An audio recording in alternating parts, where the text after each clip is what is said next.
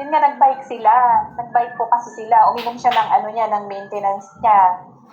Bago siya lumabas, nag-maintenance pero hindi kumain. Hindi siya, walang laman yung, ang kinain lang niya saba, yung kung nilagang saging na saba. Yun lang yung kinain niya, isang piraso lang. Nag-bike sila.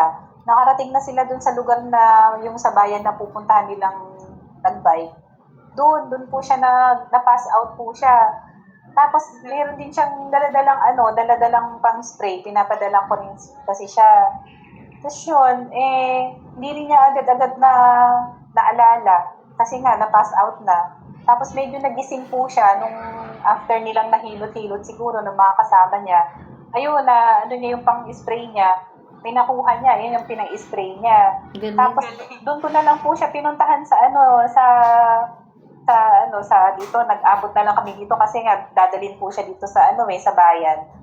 Sa bayan po kasi barrio po yung pinuntahan nila ibang bayan po yun. Dito naman sa Cabanatuan City, sa city siya dinala. Nag-abot na lang po kami dun sa may isang lugar ng bayan na pinag-abutan namin, naka-ambulance na siya. Nakasakay na siya sa ambulance. Kaya habang nung pag-akyat ko po, napaka na po ba yung mukha niya? Yung putla, sobrang putla, na puti na yung mukha niya. Buti na lang pala ako, meron pa akong dalang Pirmax po na, di po ba ma'am, 3 yung kinuha ko, 4. May dala ka talaga, ma'am, nagdala ka. Nagdala po talaga ako. Buti na lang, ma'am. Ayun, saka yung... Kaya po talaga sa kwenta niya. Buti na lang, ma'am, na-educate ka na, ma'am, sa product. Opo, kasi nanonood po ako lagi sa YouTube. Ay, salamat po sa ko Diyos. yung mga nyo. Oo. Tapos yun, nung nakita ko siya dun sa ambulance na, pinahid-pahidan ko na bago hanggang pagpunta po namin sa hospital, pagdating sa hospital, pinahiran ko na siya ng Pirmax. Tapos yun po, wala pa kami kalahati, hindi pa kami nangangalahati pupunta ng hospital. Ang ganda na ng kulay niya, gumanda na yung kulay niya. Tapos sabi niya, wala naman daw siya. Diba, ma'am? Hindi naman daw siya nahirapang huminga. Sabi niya, masakit ba yung ulo mo? Hindi naman daw, sabi niya. Kasi po nga, mayroon nga siyang dalang pang-spray din.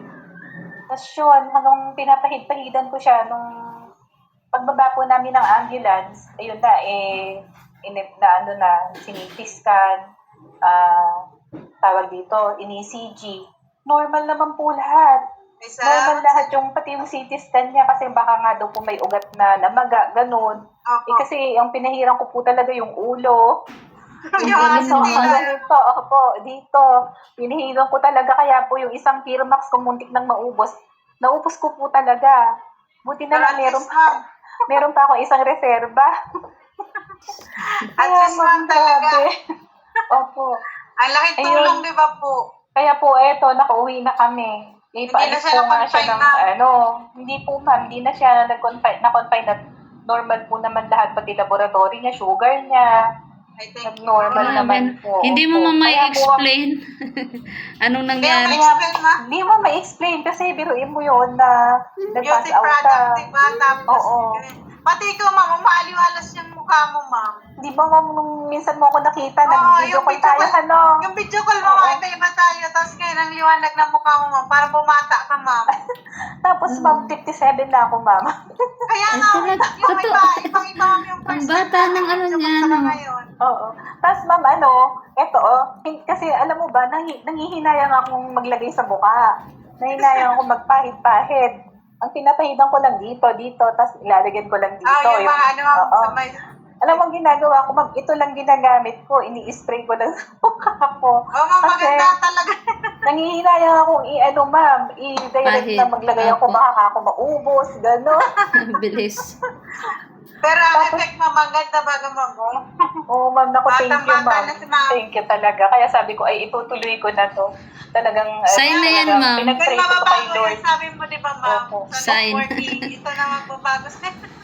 Kasi talagang, sabi ko, ayoko nang mag-networking. MLM pala to ako. Ayoko na ako mag-networking. Kahit okay lang mag-member na lang ako, tapos hindi na ako... Kaya sinabi ko sa'yo, ma'am, lalo ang marketing, aralin mo muna. At baka manginahin ka sa'yo, Tapos, ma'am, eto nga po, yung mga kasamahan ko sa charts, kinuwentuhan ko lang sila. nagkwento lang ako. Tapos may pumunta ditong isang ka-charge-mate ko nga na yun nga, gusto daw niya mag-member. Eh di ma'am, dinimuhan ko. Inano ko yung nilagyan ko din sila, yung mga pals-pals nila. Yeah, ma'am. Tapos pinabaunan ko ma'am ng konti, binigyan ko ng ganito. Tapos pinabaunan ko ng konting firma. Sabi ko, siguro magagamit mo yan ate, kako mga 3 to 4 days kako.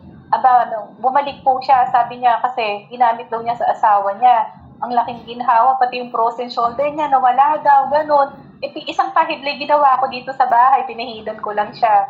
Tapos Ang yung mga galing. pals niya, yun yung sabi niya na, bibili nga daw muna, sabi niya. Ngayon, sabi ko, sige, sabi niya, hindi pa ako makakapag-member ngayon, bibili muna ako. Sabi niya, pwede ba daw magpabili sa akin?